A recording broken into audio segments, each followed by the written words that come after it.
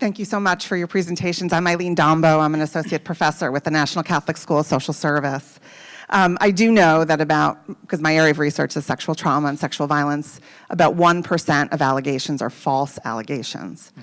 So it's very, very low.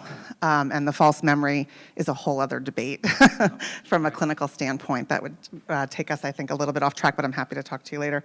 I wanted, Father Sullins, to ask you, you alluded to the number of clergy who sexually offend multiple victims, and you excluded some of that, I think, from your findings in your report, and I think that's significant, because we do know that for a large number of those who offend sexually, they have multiple victims. So I wondered if you could sort of talk a little bit about your decision to exclude that, and then also if you could also speak to the difference between correlation and causation.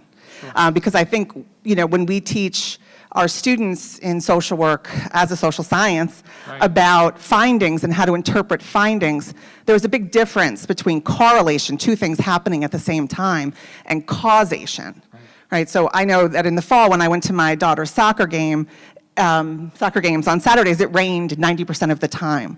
But I also know that the fact that she had a soccer game did not cause the rain. Oh. So I just wondered if you could speak to that as well. Okay, I often think if I have a soccer game, it does cause the rain, but that's another topic. Remind me the two things you wanted me to talk about again. Correlation and causation, and the first one was? Your decision to exclude. Oh, right. Right. Well, I didn't decide to exclude them, but I had to focus on something in the report, and the purpose of the report was to examine this thesis that the incidence of abuse, or the percent of abuse of boys, was related to homosexual men in the priesthood. The question of multiple abusers and of more career or men who had a longer term practice of abusing either boys or girls is a very interesting and important topic, but it's something that I couldn't cover in this particular study. And it's a subject of an entirely separate section in the John Jay report. I did summarize and characterize that. And it's really important to study for a couple of reasons. One, because a disproportionate number of victims are the victims of a very small proportion of the priests. I think it's something like, it's on the slides, I don't remember the numbers exactly, but it's something like 6 or 7% of all perpetrators are accountable for 30% of the victims. So it would be really helpful to find out who those guys are, or how we could help them, and how we could, put procedures into place to stop them. I think the guy sitting to your immediate left has done some good work on this topic as well, to help us in that. That gets into a whole set of clinical issues that I'm not really is far afield from my particular topic, but it's very important. Most of the abuse, however, was single instances, single offenders.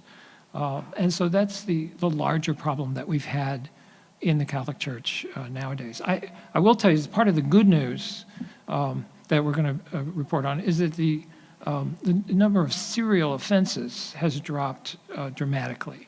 We still have rates of abuse in the Catholic Church, but it is a very different trend. The age-sex structure of victims is very different, and we have very few multiple serial abusers that we have, at least that we know of, that we have dealt with in the last 15 years.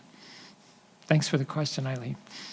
I think we have time. There was another point. Correlation. The correlation and causation. Well, yeah, it's not my argument that correlation between abuse and homosexual priests implies that one causes the other. That's the John Jay College's argument.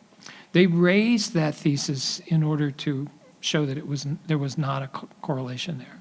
I'm saying that there is a correlation there. So if there is a substance to the argument that they're making, then you would want to conclude that one is causative to the other. I don't think that you can look at a single cause. Certainly, homosexual priests is not a single cause. When they first invited me to speak here today, someone wrote me and said, we want you to talk about the topic that homosexuality is the root cause of the crisis. And I wrote back and said, I'm not going to do that. I will talk about homosexuality as a contributing factor.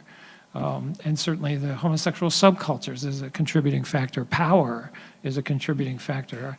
All of the things that have gone on there. John Jay says that the general rise in deviance and abuse in American society through the 1970s is a contributing factor.